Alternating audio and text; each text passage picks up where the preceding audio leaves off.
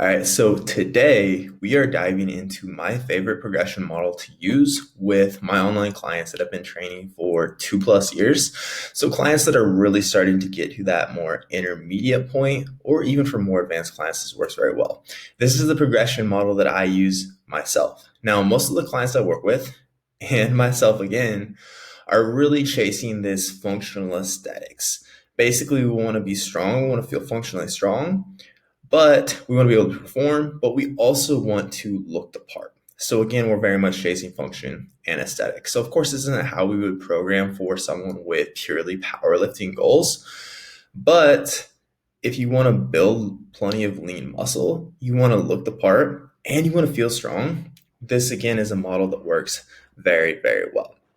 So there's a lot to dive into here, but we're going to start with how we progress this week to week, specifically with our reps and reserve target. So reps and reserve is basically how many sets, or RIR, as we'll refer to it going forward here, is basically how many reps we feel like we are ending a set with, how many reps we feel like we have left in the tank at the end of the set.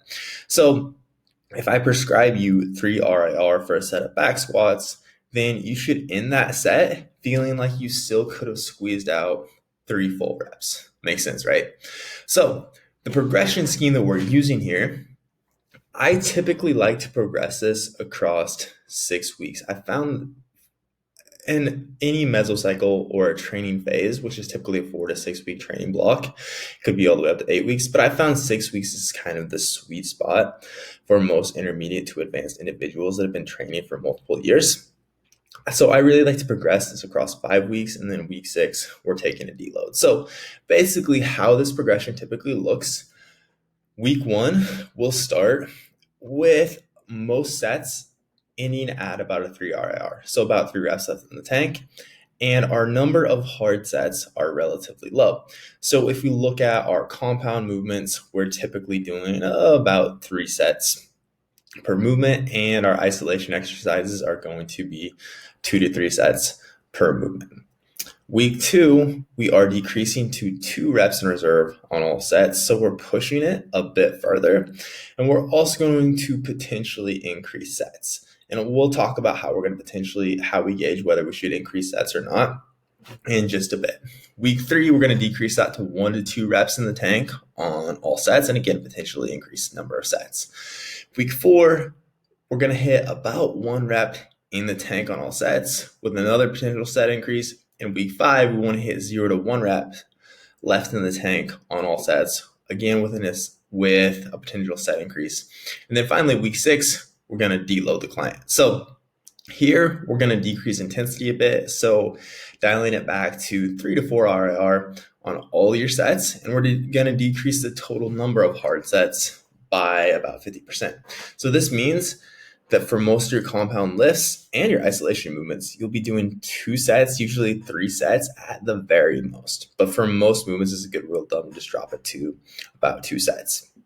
We really want this to be a time where we really decrease fatigue and allow all the progress you've made, allow your body to adapt, fully recover, and allow you to actually see all the progress that you've made when we go to the start of the next mesocycle. So here, as you can see, we are essentially decreasing reps in reserve, and we're really increasing the intensity, not necessarily intensity being low here, because we're literally just like how hard you feel like you're pushing is going to increase across all 5 weeks. So you're definitely going to need the deload by week 6. Now, how many people train is essentially, and how I used to train for years, was I understood this concept of effective reps, which is basically we need to get within 3 to 4 reps of failure to fatigue a muscle fiber enough for it to grow. We also know that if we're training to failure all the time, our fatigue is likely going to outweigh recovery constantly, and we won't make as good a progress. So the approach that most people take once they understand this basic concept is, okay, so I'm just going to train with 1 to maybe 2 reps left in the tank and call it there. Like, I'm not training to failure, but I'm for sure hitting these effective rep targets. So the problem here is this still creates quite a bit of fatigue and it's very hard to progress week to week. I know for me personally, if I'm aiming for a 1 RIR target, or when I was training like this, when I was aiming for a 1 RIR target, it would often be like a 0 to 1. Like, okay, maybe could have squeezed out another half rep there, but it's honestly likely not. So more often than not, we'll shoot past that anyways. So the reality of this is most people that train like this are going to have to deload every 3 to 4 weeks. So across the course of a year, that's 12 weeks that we spent deloading and we haven't made a ton of progress. So following this progression model, if you're hitting 3 reps in reserve, you're still achieving these effective reps.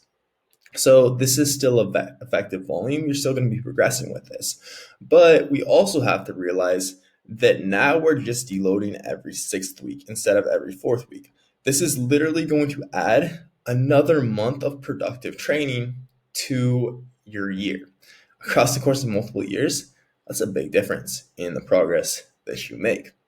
So from a longevity standpoint and making more progress over the course of multiple years, over the course of months and multiple years, because that's the reality of intermediate to advanced lifters, this is just something that takes time.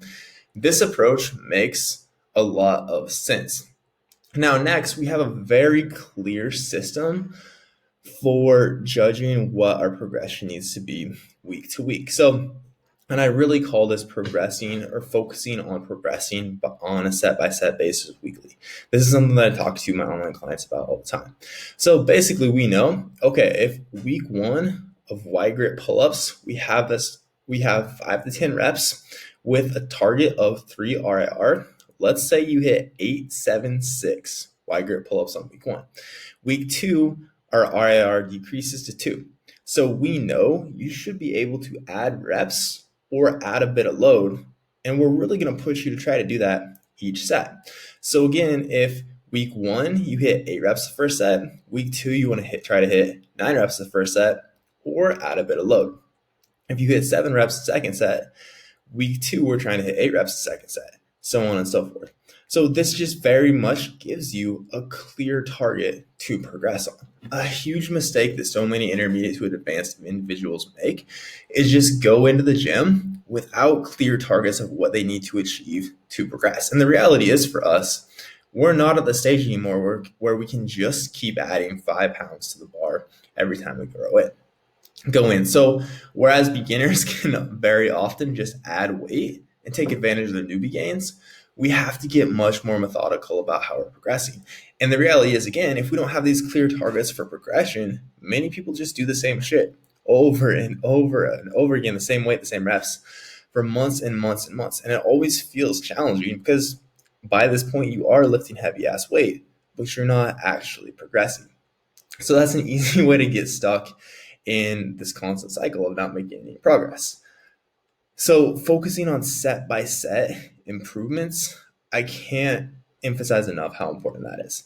Next, we have terminal consistency with each rep. And this is another term that I took from Steve Hall. So again, shout out to Steve Hall and the guys at Renaissance Periodization.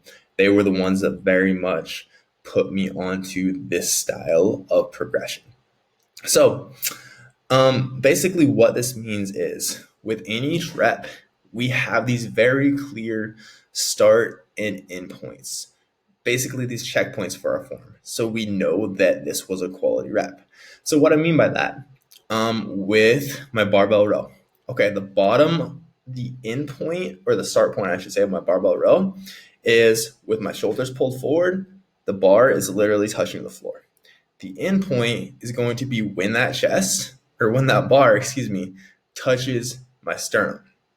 Now, I know that if by rep 8, if that bar is only getting halfway from the floor to my sternum, those don't count as reps.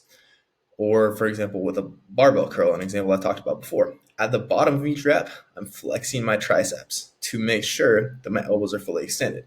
And then the top of that rep is when the bar touches my nose. I have a start point and an end point. On every single rep, in every single movement, we're determining where are your start points, where are your end points. So this way we know, across weeks. Okay, so if week, again taking it back to this pull-up example, if week 1 we did 876 reps, week 2 we did 987 reps, but you didn't let yourself down as low on each rep in week 2, you likely didn't actually progress. So this model makes it to where we can't fake progression because we also have the standardization within reps. So we know you're hitting the exact same range of motion. You have these very clear start and endpoints. So then we can see, okay, am I actually progressing or not? Terminal consistency is crazy important. And then finally, we have clear markers that tell us where we can add sets. So as you probably caught at the beginning, we'll start a mesocycle with volume relatively low here. And typically across the course of a mesocycle, the theme to all of this is we're essentially doing more. We deload, we recover, start the process over. Now, we also need to be smart. We need to be analytical about where we are adding in sets. So, for example, again, let's look at this example of wide grip pull-ups. Week 1, we hit 876. Let's say week 2, we hit 1098. Okay, that's a pretty big jump. We'll also see in the client's tracker, we'll see their biofeedback, we'll see how they feel like their recovery is. Okay, we saw a big jump here. We're likely okay to add another set. So let's bump that up now to, you're gonna hit 4 sets of this wide grip pull-up per week. But let's say on their dumbbell low incline press, let's say week 2, we have the client hitting 3 sets of, let's say week 1 and week 2, we have them hitting 3 sets of 8 to 12. And from week 1 to week 2, they hit, let's say week 1, they hit 1098. Week 2, they hit, actually, let's say this was 5 sets because that's a better example. Let's say they hit 109876. And week 2, they hit 98765. So we literally saw a decrease in performance from week 1 to week 2. That tells us, okay, we probably need to decrease number of hard sets a bit. Maybe they're doing a little bit too much, and more often than not, we'll just see, okay, you're stagnant here. So let's say we had 4 sets and the client hit 10,987. Week 2, again, they hit 10,987. So that's fine. We can continue to progress that. We continue to have them progress that across the course of these 5 weeks with the RIR scheme, but we don't likely want to add number of hard sets because that tells us, okay, they're not able to progress within our rep ranges. We're likely about maxed out on what they can recover from with this specific movement. So the dope thing is I have all my clients track every single rep and the load that they use. So we can look at this across weeks and really determine, okay, can we do more or are we doing too much? So this progression model, again, has worked super well for so many of my online clients. It's worked very well for me. If you're someone that's been training for multiple years, definitely give this a try. You find it very useful. And it's just, most people are straight up, and this is true for both training and nutrition, are just missing a clear-cut system for, okay, what are my weekly targets? How am I gauging progress? How do I know that I'm actually making progress? Most people just don't have that much structure around their training. And when you implement this, it's truly a game changer. All right, hopefully this was helpful.